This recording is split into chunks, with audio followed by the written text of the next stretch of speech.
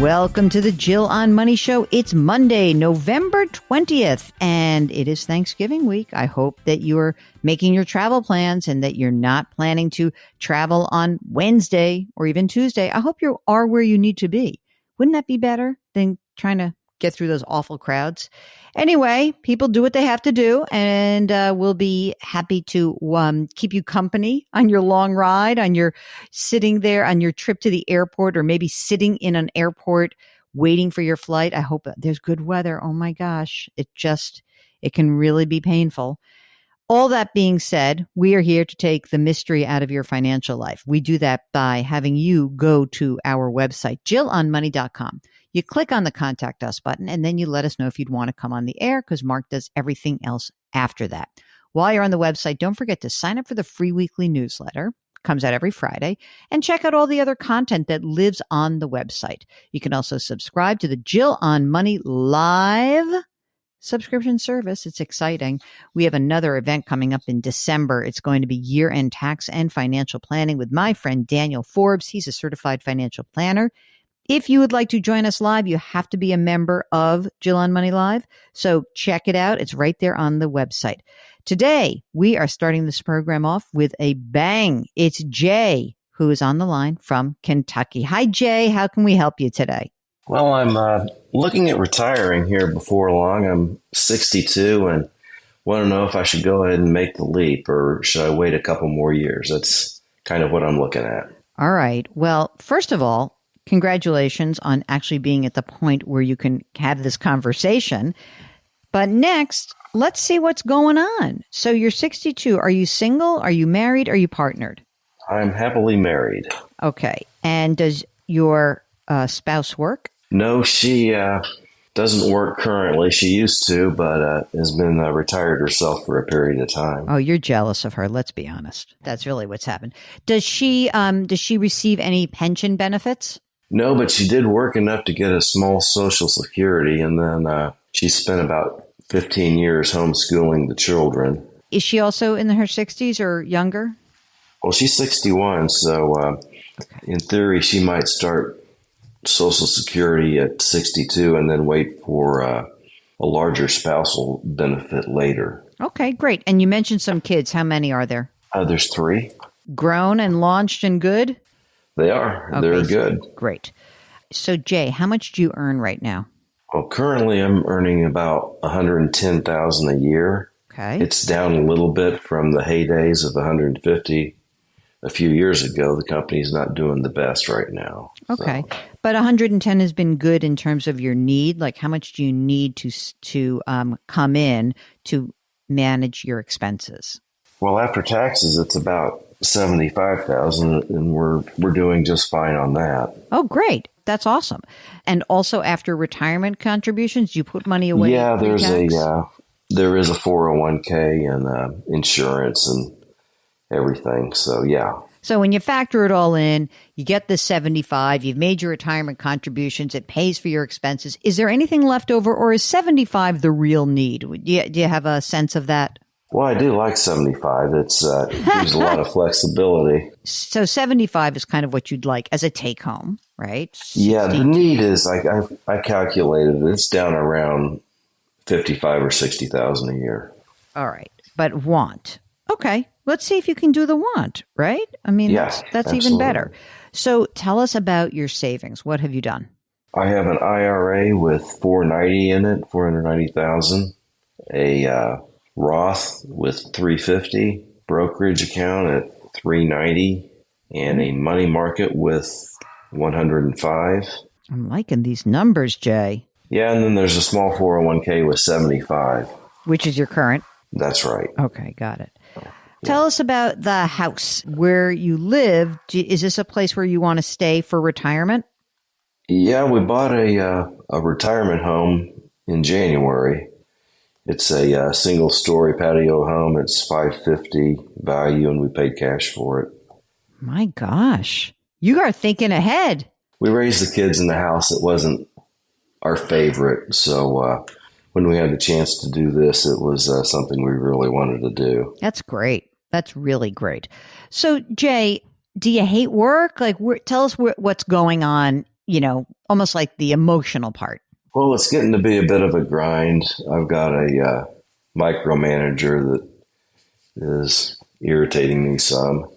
Do you want to say that person's name and we should just send that person hate mail? No, I'm just kidding. Mark, thanks for the laugh on that. I hate a micromanager, actually. It's one of my least favorite. There are some people who actually complain and say, my boss is so aloof. I'm like, ugh, be careful what you wish for, because if you get one of those micromanagers, it's so exhausting. So let me ask you a couple more questions. Social Security for you. If I look ahead at, say, your full retirement age at 67, what's the benefit for you? It's $3,400. And the amount at 70? It'd be, I don't know. I was thinking about getting it at 67, but okay. I think it's like 4,200 or so. Okay. I like to know those. Of course, the longer you wait, the better it is. How is your health? Are you in good health? In pretty good health. I lost a brother a couple years ago at 64 due to cancer, and that's in the back of my mind. God, that is so, if that's not the wake-up call, man, I don't know what is, right? Like, I got to sit around with a stupid micromanager? No, thank you. So you'll have Social Security between the two of you, right? You'll have, let's call it about 60 grand a year that's pre-tax Social Security. Do you plan to do any work? If we said, yeah, you're good, would you plan to do any part-time work between now and 67, or are you willing to just spend a bunch of money between now and then? I'm thinking I might work 1 or 2 days a week. So if you were to do that, let's say from 62 to 67, how much money could we count on you earning? Let's call it pre-tax before there's any taxation. Probably $50,000 a year.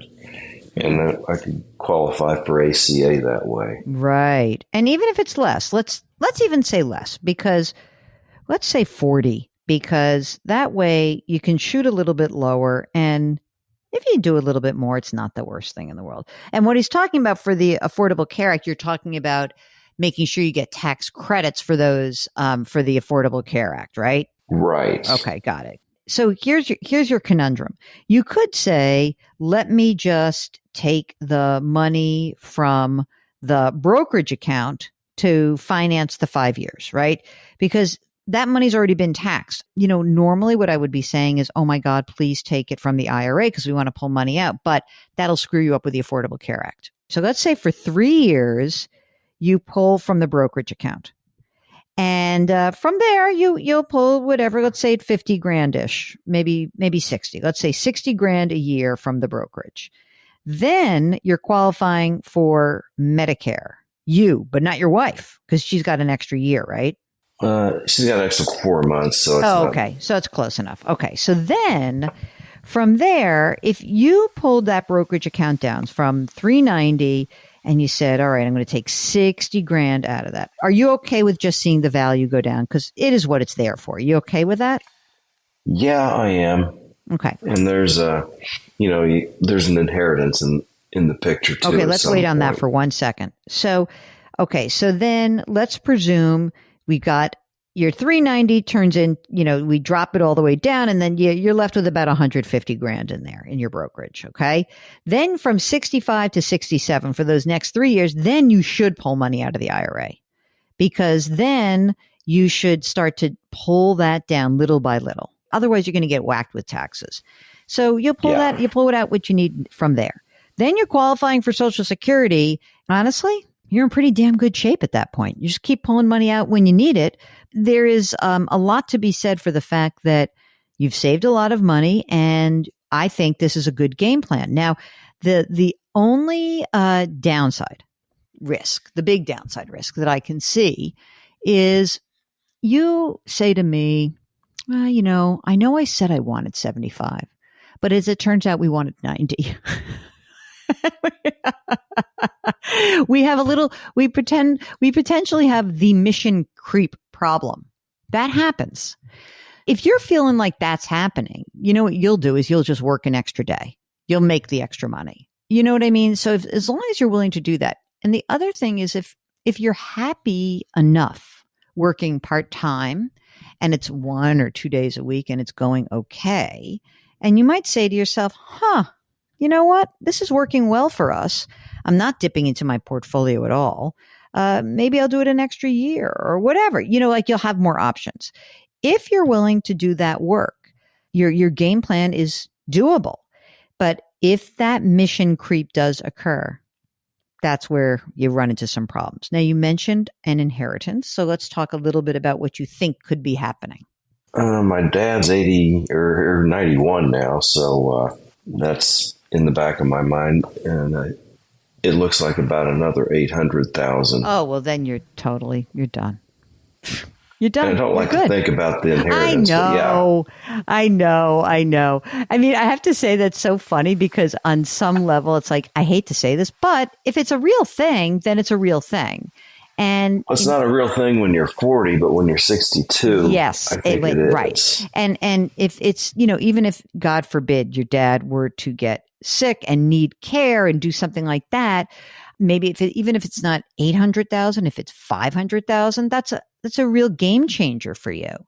Just a few last questions. So, presuming I say to you, yeah, you're good to go. Like, when do you think you'd pull the trigger? Like, you can't just say I'm up and done. Like, here's my 2 weeks notice because you've been there a while, right?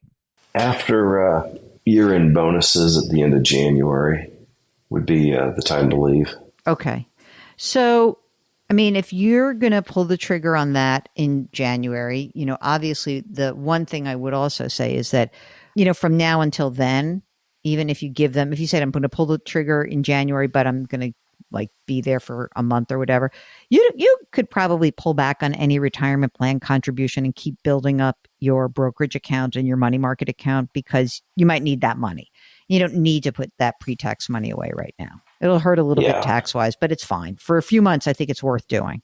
Yeah, well, I'm getting a match on it, though. Up to the match. That's all we do. That's all. Yeah, that's all I'm wanting to do right now. Yeah, exactly. I agree with that. And then you guys have your estate documents done? Yeah, we've done that. They're now a little bit old and they need to be updated. We're going to be doing that now that we got all these accounts kind of set up the way they're going to be for a while. Okay. That's good. Well, do that. I always say it's probably a time to look back at every milestone event. It's a good question to say to yourself, like, oh, should I be looking at my estate documents? So if you're hearing this and I'm talking to Jay, it's like, okay, retirement, good time to say like, okay, is everything done the way I want it to be done?